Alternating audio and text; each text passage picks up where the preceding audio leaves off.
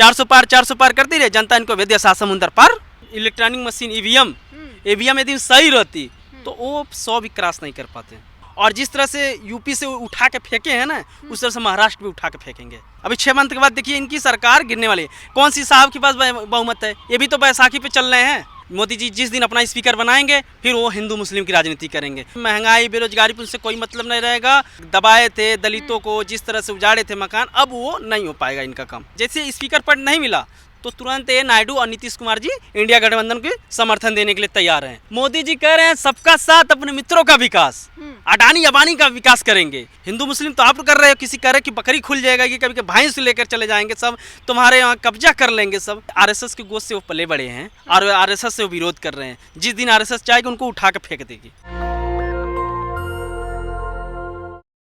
नमस्कार, मैं ब्यूटी गिरी और आप देख रहे हैं नेशनल दस्तक। लोकसभा के चुनाव हुए, मंत्री बने, प्रधानमंत्री बने, नरेंद्र मोदी तीसरी बार प्रधानमंत्री बने और अब इंतजार है फ्लोर टेस्ट की, लोकसभा स्पीकर के चुनाव की और इसी तरीके से तमाम अहम चीज़ों के इंतज़ार है। इसी दौरान खेला होने का भी लगातार आशंका जताई जा रही है। एक तरफ इंडिया गठबंधन कह रहा है कि हम कभी भी सरकार गिरा सकते हैं, तो वहीं दूसरी तरफ संजय राउत ने यह भी कह दिया है कि चंद्रबाबू नायडू का अगर कोई लोकसभा स्पीकर होता है तो इंडिया गठबंधन उसका समर्थन करेगी, नहीं तो हम अपना कैंडिडेट उतारेंगे और चुनाव कराएंगे। और इसी को लेकर बड़ा आशंका जताई जा रही है। साथ ही ये भी कह दिया कि लोकसभा में हम अपना बहुमत भी पेश करेंगे। इसी दौरान खेला हो सकता है, ये सबसे बड़ी आशंका जताई जा रही है कि स्पीकर पर आकर दांव फंसा है, स्पीकर पर घमासान मचा हुआ है।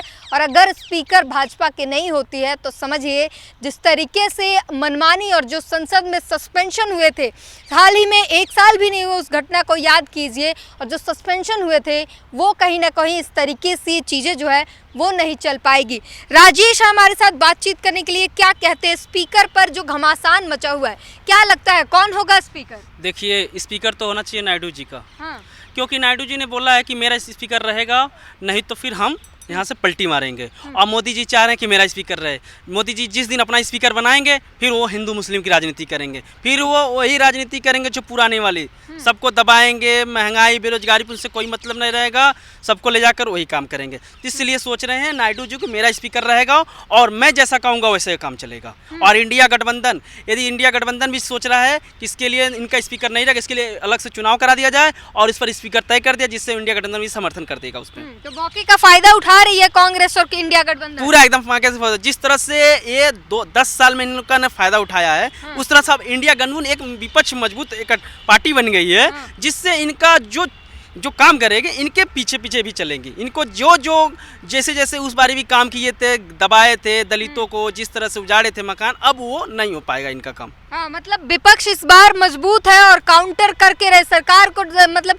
मनमानी तरीके से नहीं चलने देगा। मनमानी तरीके से अब नहीं चलेगा। अब जिस तरह से राहुल गांधी चाहेगा उसी तरह से सरकार चलेगा। तो देखिए अभी पेच यहाँ फंसा है कि लगातार मांग हो रही है कि नायडू का स्पीकर हो, लेकिन फिर से स्पीकर जैसे तमाम मंत्री परिषद को भी दोहरा दिया गया, मंत्रिमंडल में भी वही चेहरे नजर आए, वैसे ही दाव यही लगाया जा रहा है कि स्पीकर भी एक बार फिर से ओम बिरला ही बनेंगे, फिर से स्पीकर भी रिपीट कर दिया जाएगा। देखिए अभी तो मंत्री पद, जिससे नीतीश कुमार जी भी बहुत नाखुश हैं, नायडू भी नाखुश। नायडू जी को ये लगाया गया कि चलिए ठीक है आपको स्पीकर पद दे दिया जाएगा। अब तो आने वाला, जैसे स्पीकर पद नहीं मिला तो तुरंत ये नायडू और नीतीश कुमार जी इंडिया गठबंधन के समर्थन देने के लिए तैयार हैं, जिससे नायडू का उनका जो नायडू जी कह रहे थे हमारा स्पीकर होगा, इंडिया गठबंधन उनका स्पीकर बनाएगा उनका पार्टी का। और नीतीश कुमार को क्या मिलेगा? वो प्रधानमंत्री का दर्जा मिलेगा, एक मंत्रालय 2 मंत्रालय भी मिलेगा नीतीश कुमार जी को। अच्छे मंत्रालय मिलेंगे। जिस तरह से इंडिया गठबंधन सबको वो देगी, जिस तरह से मोदी जी ने इनको दिया नहीं है, उसमें से इंडिया गठबंधन उनको एक मंत्रालय जरूर देगी। मतलब मोदी जी जनता के लिए काम करना चाहते हैं और आप लोग कुर्सी के लिए लड़े जा रहे हैं लगातार। मोदी जी जनता के लिए काम नहीं कर रहे हैं, वो कहते हैं सबका साथ सबका विकास, एक नारा चलाए थे। मोदी जी कह रहे हैं सबका साथ, अपने मित्रों का विकास, अडानी अबानी का विकास करेंगे। वो उनका मित्र जो है, अब बताइए शेयर मार्केट में 150 लाख करोड़ का घोटाला जो उन्होंने लगाया था, इनकी देश की मीडिया ऐसी दिखा दिया कि चुटकी भर में वो 150 मिनट में 20 लाख करोड़ डुबा दिया। अब बताइए सरकार, जिस दिन ये सरकार इनकी बदली तो एक एक का पर्दाफाश होगा कि कौन पैसा कौन लेके लूट के गया है। वो मित्र तो जिसको आप बता रहे हैं मोदी जी के, मोदी जी कह रहे हैं वो राहुल गांधी के मित्र हैं, ऑटो में पैसा आ रहा है भर के। अब देखिए राहुल गांधी ने मुंह से निकलवा दिया ना, राहुल गांधी ने कभी अडानी अबानी का नाम लिया, लेकिन राहुल गांधी ऐसा शख्स है जो उनके मुंह से निकलवा दिया कि भैया देखो तुम अडानी अबानी का नाम ले लो। आज उनको अडानी अबानी का नाम जरूर लेना ही पड़ा, तो लेना पड़ा। देखिए आप लोग सिर्फ राजनीति कर रहे हैं और नरेंद्र मोदी जो है वो देश की सेवा में तत्पर है, लगातार जो है सेवा में लगे हुए हैं। पहले तीसरे कार्यकाल के पहले दिन उन्होंने किसान निधि के लिए फंड रेज किया, किसानों के लिए काम किया। देखिए वो जनता इतना दुखी हो गई उनसे, जनता ने आपकी दिखा दिया। देखिए मोदी जी आपकी जो औकात थी, जो 400 पार 400 पार 400 पार जो कर रहे थे, आज उनको हमारे यहाँ जानते हो क्या, हमारे यहाँ स्टूल बेचते आता था 400 पार 400 पार, वो 200-250 का दे के जाता था। वही स्थिति इनकी हो गई, 400 कर रहे थे, 242 पे लाके इनको 241 पे ले गिरा दिया, 241 पे ले गिरा दिया। अब ये बैसाखी की सरकार है, कभी भी नीतीश बाबू ऐसे नाक में उंगली डालेंगे, नहीं करोगे, इधर से नायडू जी डालेंगे, नहीं करेंगे, तो फिर कहेंगे भैया जयराम जी हम चल रहे हैं हम इंडिया गठबंधन को सरकार देने। हाँ, इंडिया गठबंधन के समर्थन के लिए। तो ये कभी भी सरकार गिर सकती है। इंडिया गठबंधन बोला कि मोदी आपस में ही फूट है, अभी लोकसभा के लिए एक साथ थे, अभी विधानसभा के लिए सब अलग अलग लड़ेंगे। विधानसभा के लिए देखिए वो सब कोई चाह रहा है कि हमारे विधानसभा में अधिक से अधिक विधायक हो गए, लेकिन जब चुनाव होगा, जब कोई दिक्कत होगा तो फिर एकजुट हो जाएंगे। इसी तरह होगा, जब कोई दिक्कत होगा तो फिर एक ही तरह हो जाएंगे। कोई जानता है कि गठबंधन कर लेंगे, अभी से कोई नहीं होता है। जब चोरों और भ्रष्टाचारियों का गुट है वो, मोदी जी कहते हैं सारे चोर एक तरफ है और एक ईमानदार एक तरफ है। सारे चोर एक तरफ नहीं है, उनके पास अडानी अबानी जैसा शख्स एक तरफ है, उनके साथ है। यहाँ तो देश के लोगों के साथ इंडिया गठबंधन की सरकार जुटी हुई है, और मोदी जी के साथ वो अडानी है, अंबानी है, भ्रष्टाचारी हैं, अपराधी हैं, दुराचारी हैं, वो उनके साथ में हैं, वो उनके साथ खड़े हैं। राहुल गांधी के साथ भी तो तमाम ये रिश्ते निकाले जा रहे हैं, तमाम बिजनेसमैन के साथ, उनके साथ भी भ्रष्टाचारी लोग हैं। राहुल गांधी का एक ही पैगाम है, राहुल गांधी का एक ही पैगाम है, हर तूफान से जो टकराए वो आंधी बनाऊंगा और नए अंग्रेज आए नया गांधी बनाऊंगा। तो वो अपना नए गांधी की तरफ से चलेंगे। अब क्या लगता है अगर नायडू को नहीं मिलता स्पीकर पद, फिर भी अगर वो साथ में रहते हैं, तब तो आपकी बोलती बंद हो जाएगी? नहीं रहेंगे साथ में, क्योंकि उन्होंने बोला है कि मुस्लिम को इतना आरक्षण चाहिए, सब कुछ उन्होंने बताया कि मुस्लिम को आरक्षण। मोदी जी तो खुद ही कह रहे हैं कि हम दरगाह के लिए जमीन देंगे मुसलमानों को। देखिए मोदी जी तो पहले भी कहे थे, कहाँ वो दिए, किसी को मुसलमान भाइयों को नहीं दिए। लेकिन जब तक और रही स्पीकर पद, हमको नहीं लग रहा है कि स्पीकर पद उनके लिए कहेंगे। हाँ, नायडू जी इसीलिए मुस्लिम विरोधी नहीं है, सबसे बड़ी बात यही है। आप लोग और कांग्रेस ने नैरेटिव फैला रखा है। मुस्लिम, यदि मोदी जी मुस्लिम विरोधी नहीं है तो कैसे कह दिए कि तुम्हारा सूत्र मंगलसूत्र उखाड़ ले जाएंगे, राम मंदिर में ताला लग जाएगा। कह रहे थे कि 400 पार हो गया तो इंडिया अलायंस वाले राम मंदिर में ताला लगा देंगे। तो भैया बताओ तुम क्या मतलब, मंदिर मस्जिद मतलब वो 400 पार हो जाएगा तो इंडिया का ताला लगा देगा? अरे कैसी बात कर रहे हो आप? हिंदू मुस्लिम तो आप कर रहे हो, किसी कह रहे कि बकरी खुल जाएगा, कि कभी भैंस लेकर चले जाएंगे, सब तुम्हारे यहाँ कब्जा कर लेंगे सब। बताइए, बता रहे हैं दिन रात जनता की टेंशन में रहते हैं, जनता के लिए किस तरीके से काम करें वही सब सोचते हैं। हम तो कह रहे हैं मोदी जी बहुत मेहनत कर रहे हैं, अब इनको आराम कर देने की आवश्यकता है।